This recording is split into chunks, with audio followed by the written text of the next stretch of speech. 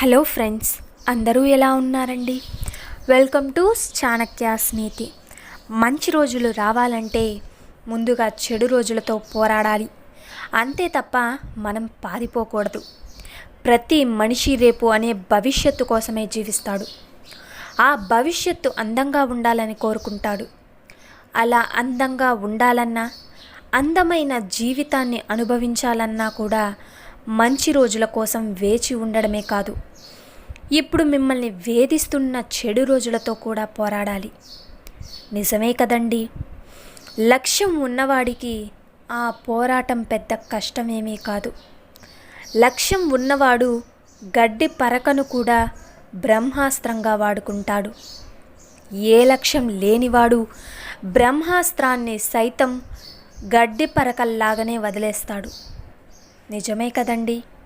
కాబట్టి ముందుగా గట్టి లక్ష్యాన్ని పెట్టుకోండి. ఆ లక్ష్యాన్ని చేరుకునేందుకు ఇప్పుడు కలిసిరాని కాలంతో పోరాటం చెయ్యండి. అలాగే ఓపికగా ఉండండి.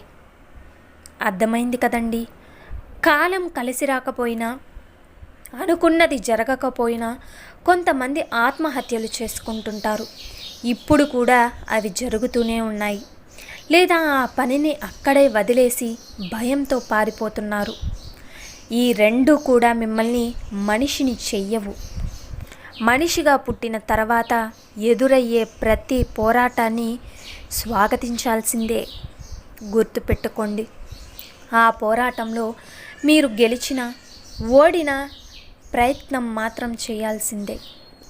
మీరు భయపడి వెనకడుగు వేస్తూ ఉంటే ఆ భయం మిమ్మల్ని మళ్ళీ మళ్ళీ వెంటాడుతూనే ఉంటుంది. ఆ భయానికి ఎదురు వెళ్ళి చూడండి, అది కళ్ళ ముందే మాయమైపోతుంది. అర్థమైంది కదండి. అయితే ఇక జీవితంలో మంచి రోజులు రావాలి అంటే ఆ జీవితం విసిరే సవాళ్లను ఎదుర్కొని నిలబడాలి. అప్పుడే మీకు విజయం సొంతమవుతుంది. ఏదైనా గొప్పది సాధించాలి అనుకున్నప్పుడు శ్రమించే స్వభావం, విమర్శలను భరించే సహనం మీకుండాలి. గెలుపుని ఎలా పట్టుకోవాలో తెలిసిన వారి కంటే ఓటమిని ఎలా తట్టుకోవాలో తెలిసిన వారే గొప్పవారు.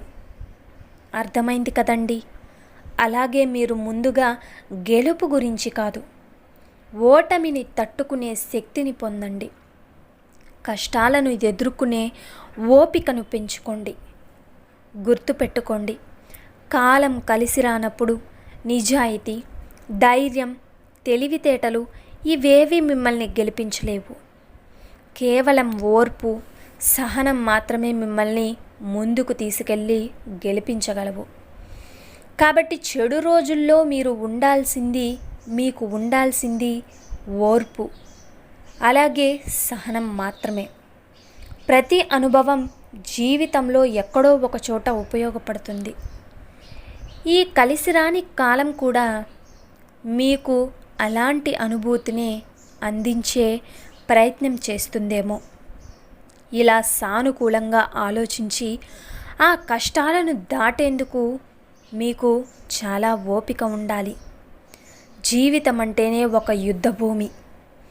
దాన్ని పోరాడితేనే గెలిచే అవకాశం ఉంటుందని గుర్తుపెట్టుకోండి.